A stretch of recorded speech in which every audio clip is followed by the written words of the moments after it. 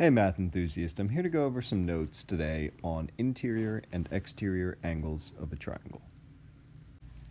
So let's take a look at this first example. They tell me that angle GFE, so that's going to be this angle right here where F is my vertex, goes from G to F to E, is 145 degrees. Now, they go on to say, obviously it forms a linear pair with angle DFE, which is to the left of it. So based on that information, I know that the measure of angle GFE plus the measure of angle DFE is going to equal 180. So from here, we'll fill in what we know. I know the measure of angle GFE, they gave that to me. It's 145. The measure of angle DFE, I'm not really sure just yet, so I'll just call that X. And I know together, they're going to equal 180.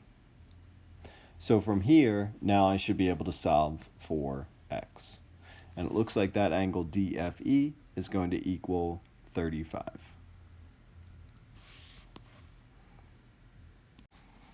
Now, for part B, they tell me that angle GDE, so let's find that. So GDE, so they're referring to this angle right here with the three arcs, is 58 degrees. Okay, now I want to figure out the measure of angle DEF, using what we know about the interior angles of a triangle. So let's think about the three angles that make up my triangle.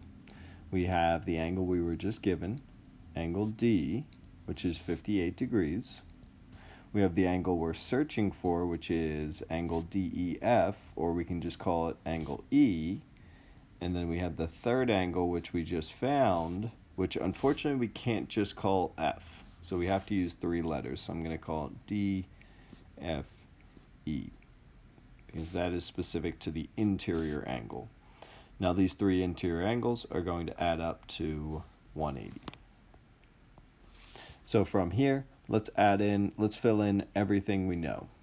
So I know the measure of angle D is 58 degrees. Measure of angle E, I'm not really sure, so I'm just going to fill in a variable there. We'll call this one Y this time around. Measure of angle DFE, we solved for that earlier. That's going to be 35. And together, all of this is going to equal 180. Well, it looks like if I clean up this equation, I'm going to end up with y plus 93 equals 180. So now it looks like y, or originally we said the measure of angle E, is going to equal 87. Now for part C, they're asking about the measure of angle DEF, which we just found was 87 degrees, plus the measure of angle GDE, which was the angle they gave me last time, 58 degrees. Well, it looks like if I add those two up, I'm going to end up with 145 degrees. And the measure of angle GFE, which they gave me earlier, is 145 degrees. Now this is not a coincidence.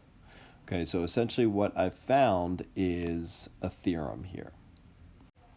And that's what we're going to describe down here in part E. So I found that the sum of two non-adjacent, so that means they're not next to, interior angles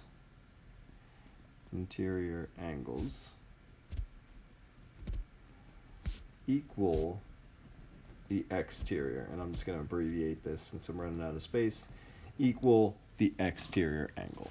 So in other words, if I add up these two, 87 and 58, they'll give me the measure of that exterior angle. Following that, we are shown not only the interior triangle sum theorem, which shows me that the three angles inside are always going to add up to 180, But we're also given the exterior angle theorem again. So they're showing that the measure of angle 1 and the measure of angle 2 together are going to add up to equal the measure of angle 3. All right, now that'll also work depending on where the exterior angle is. So let's say the exterior angle were on this side, angle 4. Well, in order to find the measure of that, you would add up angle 1 and let's call this one right here angle 5. So 1 plus 5 would give you the measure of angle 4. So it all depends where that exterior angle is located. So for this first example, I want to figure out the measure of angle 2. Then I want to classify the triangle by its angles. So let's focus on that exterior angle theorem. So for that theorem, I know that the two interior angles, 30 plus 42, together are going to equal the measure of that exterior angle. In this case, I'm going to call it the measure of angle 2, since they have that little 2 in there. Well, in this case, it looks like the measure of angle 2 is going to equal 72 degrees. All right, so part of the problem's done. I did solve for the measure of angle 2. Next thing I want to focus on is what is the measure of angle 1 in here? Well, now I'm going to go back and I'm going to use the interior angle theorem. So let's add up all my interior angles. 30 plus 42 plus measure of angle 1 is going to equal 180. So once again, I'm going to end up with 72, but now plus the measure of angle 1 equals 180.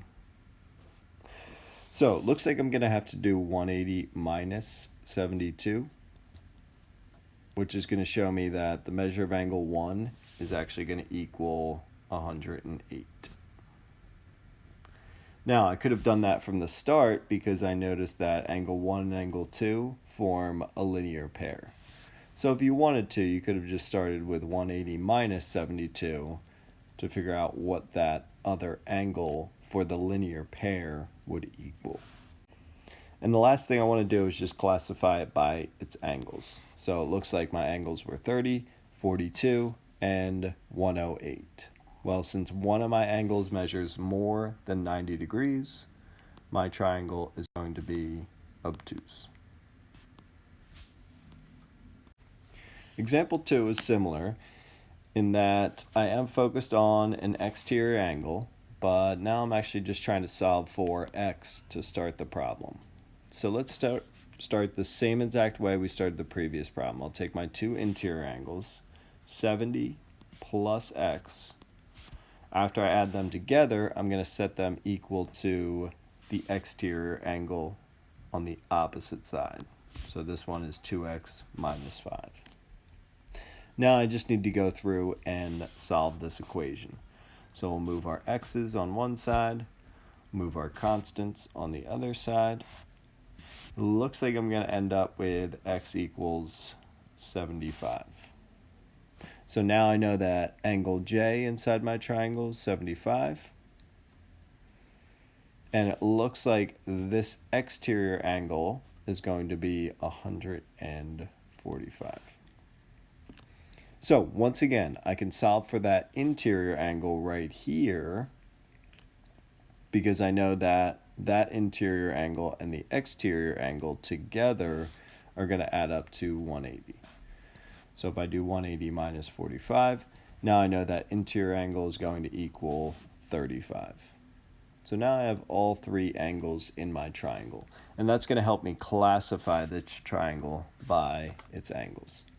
It looks like all three angles measure less than 90, and they're not the same, so it's not equiangular, but in this case it is acute.